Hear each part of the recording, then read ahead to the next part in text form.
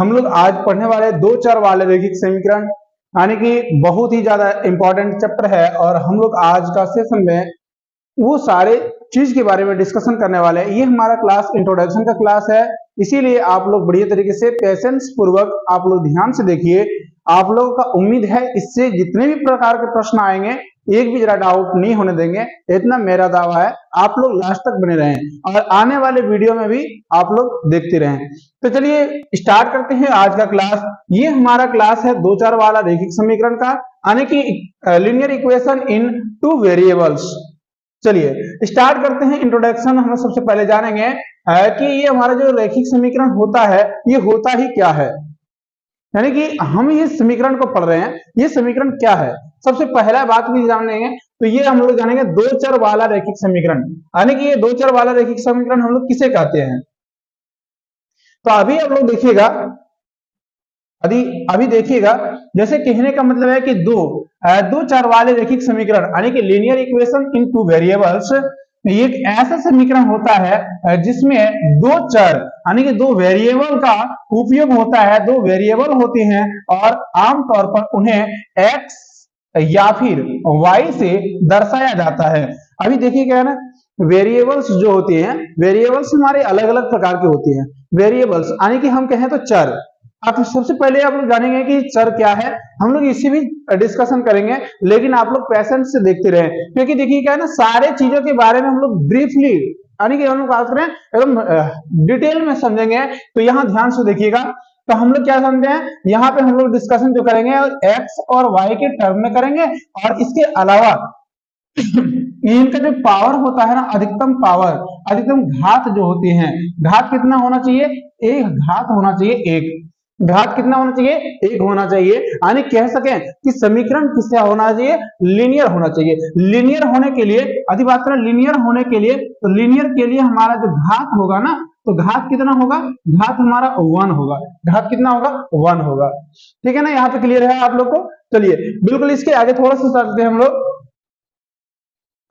इसके आगे हम लोग जानते हैं, जैसे परिभाषा के रूप में यदि जाने कि कभी यदि पूछ लिया जाए कि दो चर वाला रैखिक समीकरण का परिभाषा क्या है, तो बोलेंगे दो चर वाला रैखिक समीकरण वह समीकरण कहलाता है जिसमें यानी कि जिससे हम लोग ax, ये आप लोग ध्यान दीजिएगा, ax plus by plus c is equal to 0, ये फॉर्मेट में यदि हम लोग लिख पा रहे हैं, इस फॉर्मेट में यदि हम लिख पा रहे हैं, तो हम कहेंगे जहां की कहेंगे a b एंड c तीनों ही क्या हो, ना तो जीरो हो, ये c हो सकता है भी जीरो है, लेकिन b, a और b कभी भी जीरो नहीं हो सकता है। a not is equal to zero and b also not is equal to zero, या एंड और भी क्या चीजें हो, a b और c वास्तविक संख्या हो।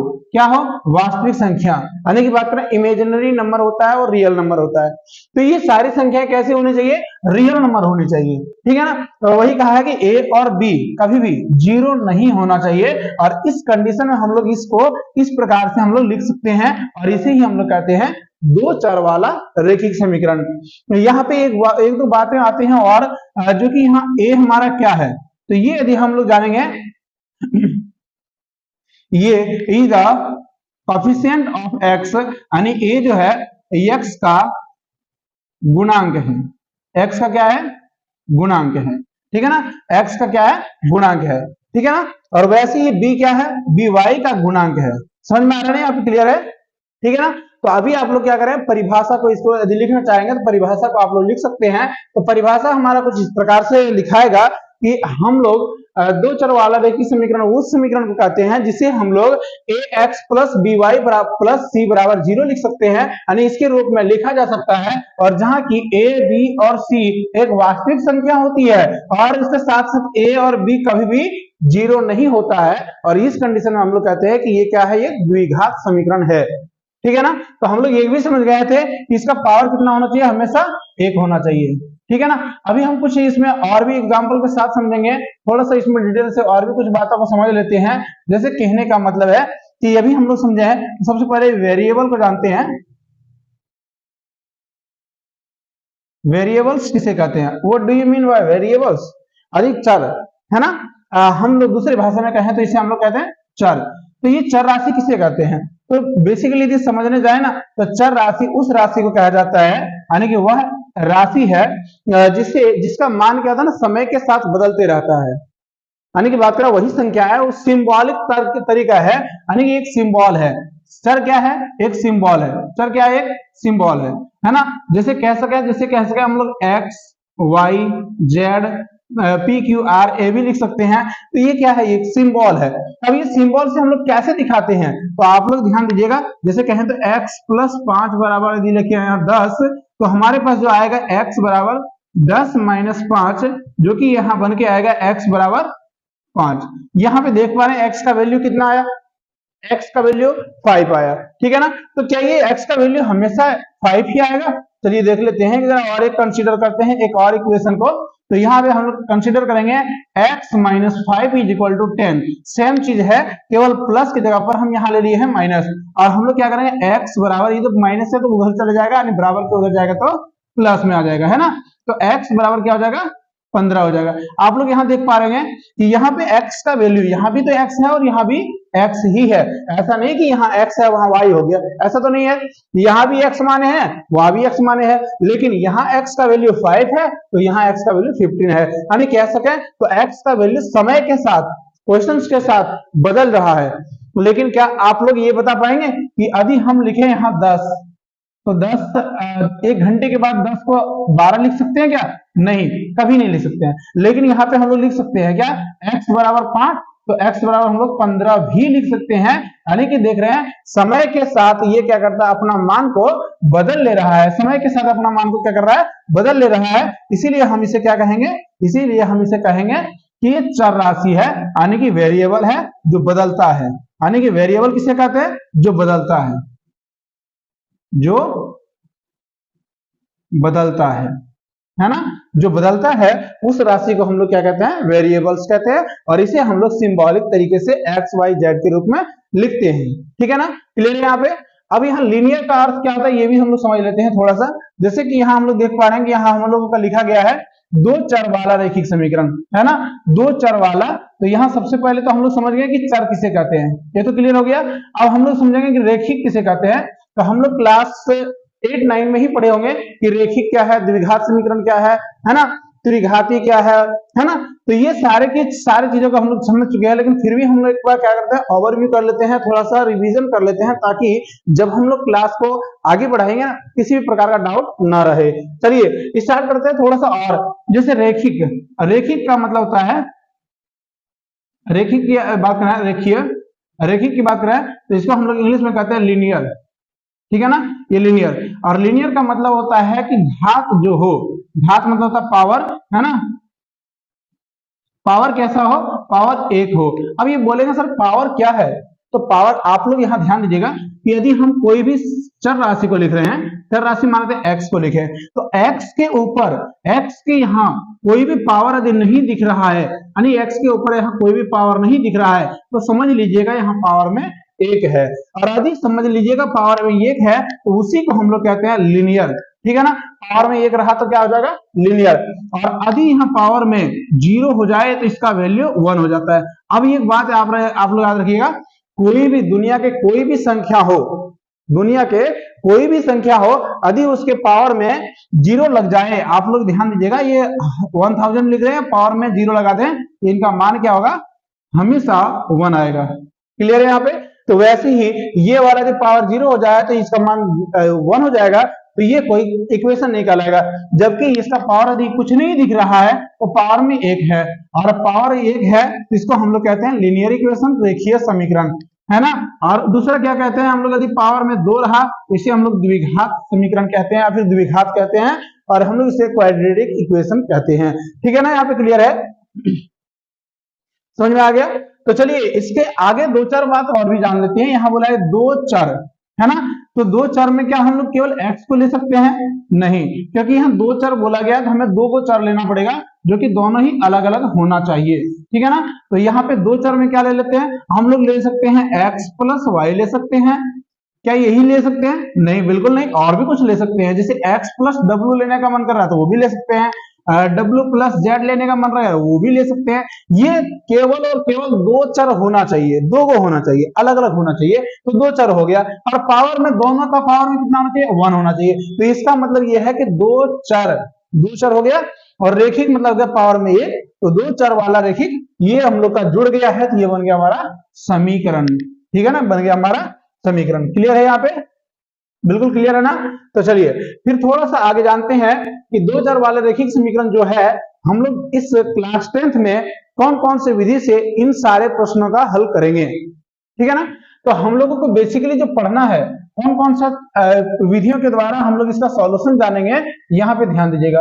पहला है कि चित्र विधि, जिसे हम लोग दूसरा भाषा में ग्राफीय विधि कहते हैं, दूसरी भाषा में क्या कहते हैं, ग्राफीय विधि। अगला वाला जो है सब्स्टिट्यूशन मेथड बोलते हैं, या फिर बोलते हैं प्रतिस्थापन विधि। ठीक है ना, और अगला जो है एलिमिनेशन मेथड बोलते हैं, जिसे हम लोग कहते हैं कि विस्थापन विधि। हम लोग ये तीन कैटेगरी में बांट के पढ़ेंगे, अलग अलग कैटेगरियों में के साथ पढ़ेंगे, और ये हमारा सिलेबस के अकॉर्डिंग है, न्यू बुक के सिलेबस के अनुसार से है। ठीक है ना, तो हम लोग ज्यादा समय नहीं लगाएंगे, लेकिन एकदम विस्तार पूर्वक हम लोग ये सारे के सारे एक चीजों को, एक एक क्वेश्चंस को आप लोग के साथ डील करेंगे।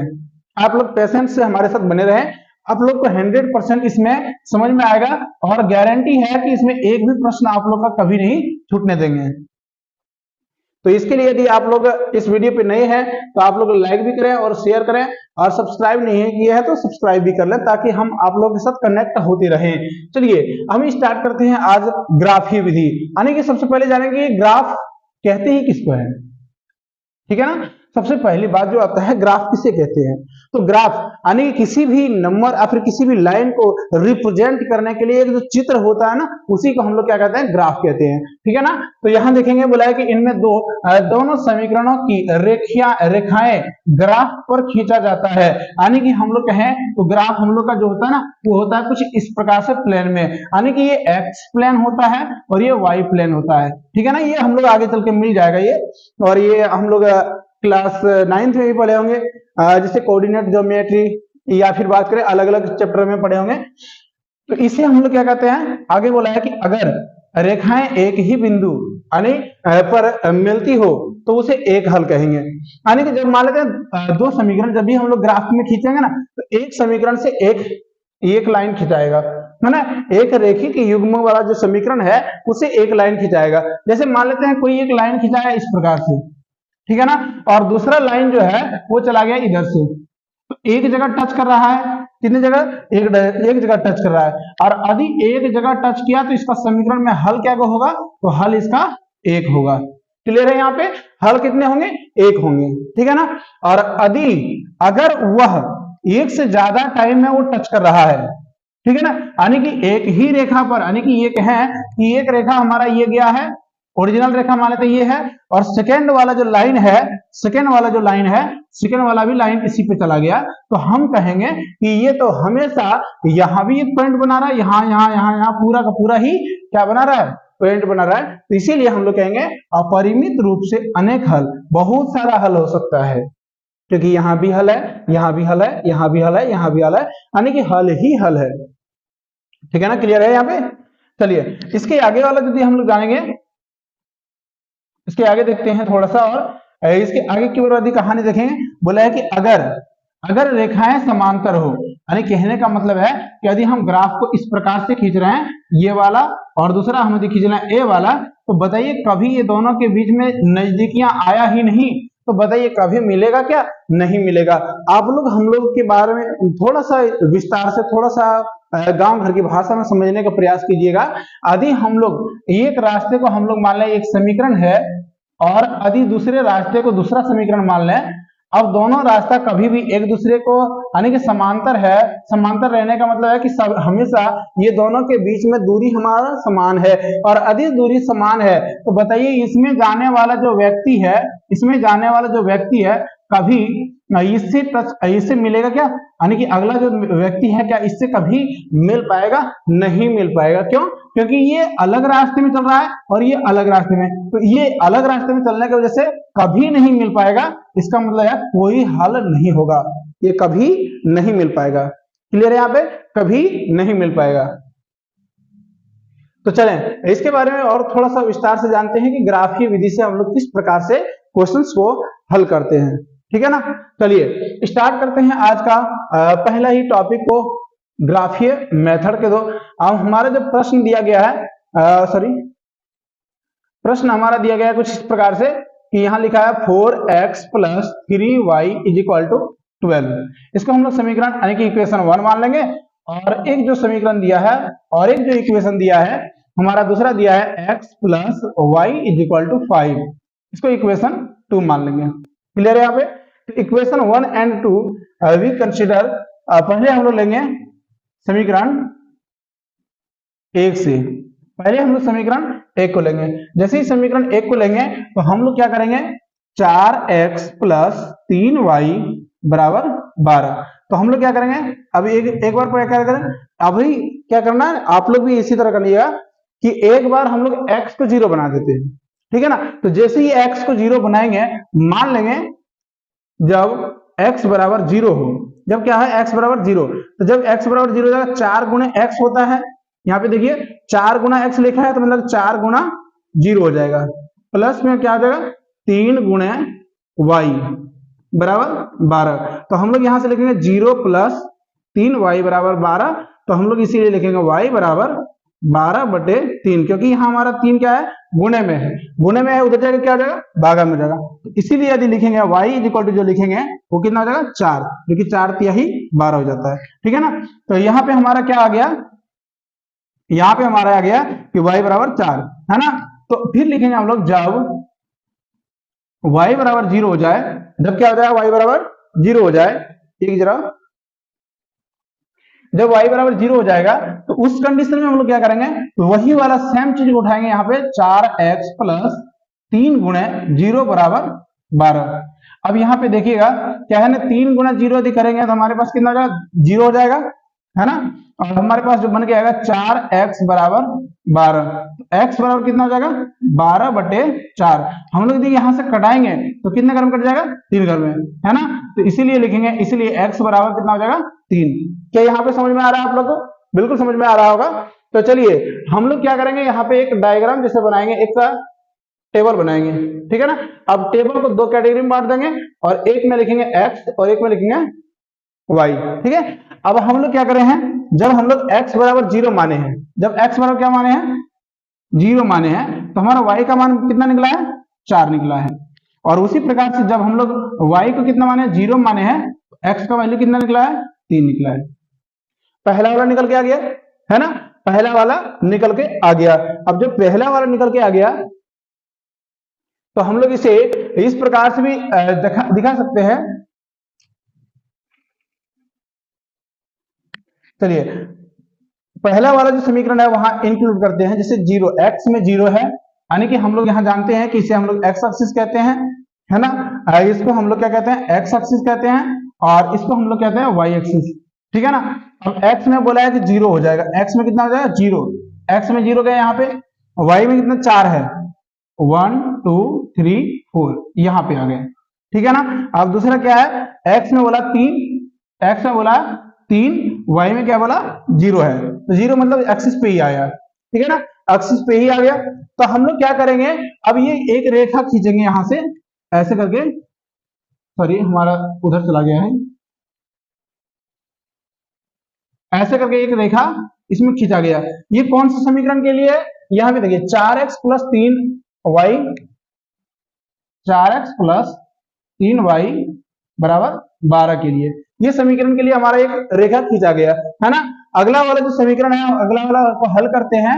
हमारे पास जो क्वेश्चन है लिखा है x + y = 5। तो हम लोग फिर से वही करेंगे, जब x = 0, जैसे ही x को 0 बनाए, 0 + y = हो जाएगा 5, तो y बराबर हमारे पास निकल के आएगा 5, है ना। और उसी प्रकार से लिखेंगे जब y = 0 कर देंगे, जब y = 0 पुट कर देंगे तो हमारे पास जो आएगा x + 0 = 5, तो x बराबर क्या हो जाएगा 5, है ना।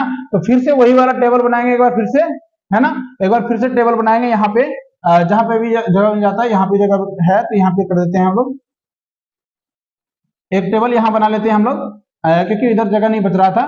x और ये y। x में क्या करना है, जब जीरो पुट किए थे, x में क्या पुट किए थे, जीरो, और जैसे ही जीरो पुट किए हैं तो हमारे पास y में जो निकल के आया कितना निकल गया, 5। ठीक है ना, y में कितना निकल गया, 5। और इसी प्रकार से जब y में जीरो हो जाए, जब y में जीरो हो गया है तो x कितना आया, x आया 5। ठीक है ना, क्लियर है यहाँ पे। तो वही वाला क्वेश्चन को हम लोग क्या करेंगे, यहाँ पे ड्रॉ करने का ट्राई करेंगे, कोशिश करेंगे। तो अगला वाला जो है जीरो, यानी x में क्या है, जीरो है, y में कितना 5 है, पॉइंट यहां होगा। अब x में कितना 5 है, x में 5 यानी 1 2 3 4 5 यहाँ पे है। ठीक है ना, और ये y में कितना है, जीरो है, y में कितना है, जीरो है। अब ये वाला क्या करता है, थोड़ा सा ऐसे करके यदि हम लोग खींचने का प्रयास करते हैं ये वाला ऐसे, तो कहीं ना कहीं थोड़ा आगे जाके ये टच करेगा। ठीक है ना, और ये जो टच किया है, कहां पे टच किया है, यहाँ पे टच किया है। तो ये हमारा जो निकल के आएगा, ये निकलेगा अल्फा एंड बीटा का वैल्यू, यानी अल्फा एंड बीटा का वैल्यू, जो नया वाला एक्स और वाई का वैल्यू निकल के आ जाएगा। ठीक है ना, तो यहाँ पे जो आया हमारे पास, जो क्वेश्चन का आंसर जो निकल के आया, ये निकला कितना, तो यहाँ पे देखिएगा ये आया हमारा -2, और ये आया हमारा यहाँ पे 7, यानी कि x का जो वैल्यू आया -2 और y का जो वैल्यू आया कितना आया, 7 आया। ये हमारा फाइनल आंसर हो गया। क्लियर है यहाँ पे, उम्मीद है समझ में आ रहा होगा, और समझ में आ रहा है तो लाइक भी करते रहें और अपने दोस्तों के साथ शेयर करें, और यदि नए चैनल पे हैं तो सब्सक्राइब भी करना ना भूलें। ठीक है, अभी आगे देखते रहें।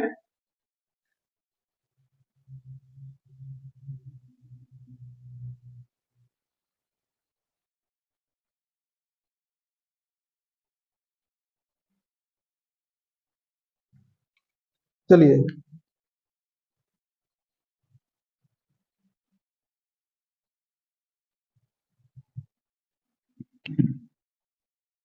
बिल्कुल उतार लिए होंगे, उम्मीद है आप लोग उतार लिए होंगे। चलिए, तो हम लोग आगे बढ़ते हैं, इसके आगे थोड़ा सा और इसमें थोड़ा सा जान लेते हैं कि कौन सा समीकरण कैसा रहेगा कि हम लोग कह सकते हैं कि ये हमारा फुलफिल कर रहा है, या फिर कितने सॉल्यूशन है। ठीक है ना, तो यहाँ पे देखिएगा, एक जरा हम आप लोग को बताने का प्रयास करते हैं। चलिए, यदि हम कोई समीकरण लें, वो हमारा जो समीकरण होगा, ये हमारा दो प्रकार के समीकरण हो सकते हैं। ठीक है ना, हमारा समीकरण क्या होगा, a1x plus b1y plus c1 is equal to 0, और दूसरा होगा a2x plus b2y plus c2 is equal to 0। तो यहाँ पे हम लोग जो देख रहे हैं, x का जो कोफिशिएंट है a1 और b1, यानी कि जब हम समीकरण को खींचेंगे, जब हम लोग रेखा को बनाएंगे ना, जब भी ग्राफ बनाएंगे तो हमारे पास दो समीकरण होंगे, दो इक्वेशन होंगे, और जब दो इक्वेशन को हम लोग जो क्या तुलना करेंगे, तो वो तीन कंडीशन दे सकता है ना, तीन कंडीशन दे सकता है, एक, दो और तीसरा कंडीशन। यदि हमारा पहला कंडीशन देख पा रहे हैं, पहला कंडीशन में यदि हमारा a1 बटे a2 not is equal to b1 बटे b2, यानी कि a1 और a2 यदि बराबर, यानी कि a1 बटे a2 बराबर नहीं होगा यदि b1 बटे b2, तो इस कंडीशन में प्रतिच्छेद करती हुई रेखाएं मिलेगी। और कैसे प्रतिच्छेद करेगी, यानी कि एक ही बार प्रतिच्छेद करेगा, यानी कि केवल एक हल होगा। याद रखिएगा, यदि प्रतिच्छेद करता है तो संगत होता है, और यदि प्रतिच्छेद नहीं करता है असंगत होता है। अब आप लोगों के पास कंडीशन आएगा, एक यहाँ पे आएगा कि अपरिमित रूप से अनेक हल, यानी कहने का मतलब आप लोग को शुरू में ही हम बताए होंगे कि एक रेखा खींचा गया और उसी पे दूसरा एक और रेखा खींचा गया। अब बताइए, इसको तो हम लोग कहते हैं अपरिमित रूप से अनेक हल, तो क्या ये संगत होगा या फिर असंगत होगा? तो ये संगत होगा। क्यों संगत होगा? क्योंकि ये सभी जगहों पे मिलता हुआ नजर आ रहा है ना, सभी जगह पे मिलता हुआ, यानी एक भी जगह मिल जाए तो संगत होता है। तो यहाँ तो सारे का सारा ही चीज मिल गया है, तो हम लोग क्या कहेंगे? संगत कहेंगे। आप लोगों को याद रखने का एक तरीका बता देते हैं, ठीक है ना, कि आप लोग को बताया कि एक रास्ता लेते हैं ए और दूसरा रास्ता लेते हैं बी। यदि ये रास्ता एक बार टच किया है, यानी कि एक बार क्रॉस किया है ना, ये दोनों ही रास्ता यदि एक बार क्रॉस किया है, इससे चलने वाला व्यक्ति और इससे चलने वाला व्यक्ति केवल एक ही बार मिल सकता है और दूसरे बार नहीं मिल सकता है, एक ही बार मिल सकता है, ठीक है ना। लेकिन यदि बात करें एक रेखा जो गया है, यानी एक रास्ता जो गया है, दूसरा रास्ता भी उसी पे है, यानी दो व्यक्ति यदि एक साथ चल रहा है, तो बताइए क्या बार मिलेगा? तो हम लोग बोलेंगे ना कि साथ चलने वाला हजारों बार मिलेगा, है ना। तो इसीलिए ये हमारा क्या कहलाएगा, ये अपरिमित रूप से अनेक हल, यानी कि ये मिलते रहेगा। लेकिन यदि अलग अलग रास्ते में जा रहे हैं तो कभी मिल पाएगा, नहीं मिल पाएगा। इसीलिए हम लोग कहते हैं इसका कोई हल नहीं। आप लोग को याद रह जाएगा, ये बहुत ही बारीकी से ध्यान से रखिएगा, ये बहुत ज्यादा इंपॉर्टेंट है। आप लोग एग्जाम के हॉल में आप लोग का क्वेश्चन यहाँ से बनते हैं, आप लोग का बनेगा ही बनेगा। और आप लोग और एक बात बता दें कि हम आप लोग के साथ और कनेक्ट करने के लिए हमने एक ऐप को लॉन्च किया है। मेरा ऐप का नाम है वीसीआर क्लासेस। आप लोग इसमें टेस्ट सीरीज लगा सकते हैं। टेस्ट सीरीज से आप लोग का बहुत सारा बेनिफिट होगा। जिससे क्या होगा, आप लोग बता पाएंगे, आप लोग समझ पाएंगे कि कितना हमारा परफॉर्मेंस अच्छा हो रहा है, कितना हम लोग तैयारी कर पा रहे हैं, ठीक है ना। अभी हम लोग यूरोप में राष्ट्रवाद के बारे में यानी इतिहास का टेस्ट लगाए हैं और इसी प्रकार से सारे चैप्टर के टेस्ट लगाते रहेंगे, ठीक है ना। तो चलिए, इसमें ग्राफ वाला एक क्वेश्चन आया है फिर से। आप लोग इसका सॉल्यूशन हमें कमेंट सेक्शन में कमेंट करके बताएंगे कि इसका सॉल्यूशन आप लोगों से हो पाया या फिर नहीं हो पाया। यदि नहीं हो पाया तो भी हम बताएंगे, और हो पाया तो हम लोग आप लोग का कमेंट देख के हम खुश हो जाएंगे, ठीक है। तो चलिए हम लोग अगले क्लास से स्टार्ट करेंगे पहला नंबर का प्रश्न से, यानी 3.1। चलिए आज के लिए इतना ही, फिर मिलेंगे अगले class. Thank you for watching.